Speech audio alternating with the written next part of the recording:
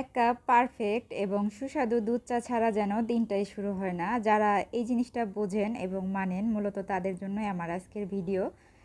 আজকে আপনাদের সাথে ভীষণ মজার, মুখে স্বাদ লেগে থাকার মতো পারফেক্ট একটা দুধ চা রেসিপি শেয়ার করব। যারা চা একদমই পছন্দ করেন না তারাও একবার হলে আমি বলবো চাটা ট্রাই করবেন, আপনারাও কিন্তু এই চায়ের প্রেমে পড়ে যাবেন। আসসালামু আলাইকুম, ওয়েলকাম সবাইকে লতার রসইতে। আজকে আপনাদের সাথে ভীষণ মজার এবং লোভনীয় একটা চা রেসিপি শেয়ার করব, দুধ চা। তাহলে চলুন দেখে নেই কী কী লাগবে। আমি এখানে 5-6টা লবঙ্গ, 2টা এলাচ, হাফ ইঞ্চি পরিমাণ আদা এবং হাফ ইঞ্চি পরিমাণ দারচিনি নিয়েছি। এখন এগুলিকে আমি হামানদিস্তার সাহায্যে সুন্দর করে থেতো করে নেব, মানে ছেঁচে নেব। তো সব কিছু আমি ভালো করে ছেঁচে নিয়েছি। এখন আমি চুলায় একটা হাঁড়ি বসিয়ে দিয়েছি, আর হাঁড়িতে আমি দিয়ে দিলাম 1/4 কাপ পরিমাণ চিনি। আমি ব্রাউন সুগার নিয়েছি, আপনি চাইলে কিন্তু সাদাটাও নিতে পারেন। এখন মিডিয়ামের থেকে একটু কম আছে চিনিটাকে সুন্দর করে একটু নাড়াচাড়া করে ক্যারামেল করে নিব। এই পর্যায়ে কিন্তু পানি দেওয়ার কোনো প্রয়োজন নাই। দেখতে পারছেন চিনিটা কিন্তু খুব সুন্দর করে ক্যারামেল হয়ে যাচ্ছে। ক্যারামেল হয়ে যাওয়ার পরে আমি এখানে দিয়ে দিচ্ছি 1 কাপ পরিমাণ নর্মাল পানি।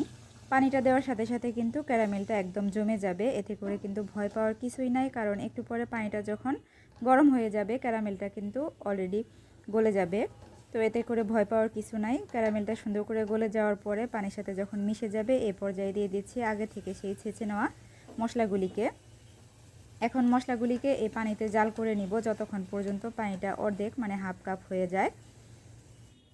তো নাড়াচাড়া করে সুন্দর করে মিডিয়াম আঁচে পানিটা জাল করে নিব আমি। আর পানিটা কিন্তু অবশ্যই হাফ কাপ হওয়া পর্যন্ত অপেক্ষা করতে হবে। তো পানিটা যখন হাফ কাপ হয়ে গেছে এই পর্যায়ে আমি তরল দুধ অ্যাড করব। আমি এখানে 3 কাপ পরিমাণ তরল দুধ অ্যাড করেছি। আপনারা যেই পরিমাণে চাটা বানাতে চান সেই পরিমাণে দুধটা অ্যাড করবেন। তবে যদি 3 কাপের বেশি চা আপনারা বানাতে চান এক্ষেত্রে কিন্তু মশলার পরিমাণ একটু বাড়বে। এখন নাড়াচাড়া করে সুন্দর করে আমি দুধটাকে জাল করে নিচ্ছি। আর দেখতেই পারছেন দুধটা কিন্তু বলক চলে এসেছে। এইভাবে 5-6 মিনিট জাল করে নেওয়ার পরে আমি এখানে দিয়ে দিচ্ছি 1/4 কাপ পরিমাণ চা পাতা। আপনারা যদি লিকার একটু কড়া কম পছন্দ করেন সেক্ষেত্রে কিন্তু চা পাতা একটু কমিয়ে দিতে পারেন। তবে এই চাটা কিন্তু কড়া লিকারেই বেশি মজা লাগে। তো চা পাতাটা দেওয়ার পরে সুন্দর করে নাড়াচাড়া করে আমি চাটা জাল করে নিচ্ছি, আর মিডিয়াম ফ্লেমে জাল করে নিচ্ছি। একটা টিপস দিচ্ছি, চা বানানোর সময় এভাবে সুন্দর করে নাড়াচাড়া করবেন ঘন ঘন, এতে করে চায়ের রঙটাও সুন্দর হবে আর চাটাও খেতে খুব ভালো লাগবে।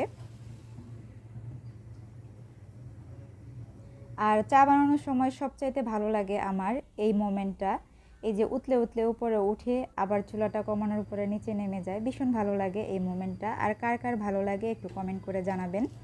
তো এই তো চাটা আমি মনের মাধুরী মিশিয়ে নেড়ে চেড়ে বানিয়ে নিচ্ছি।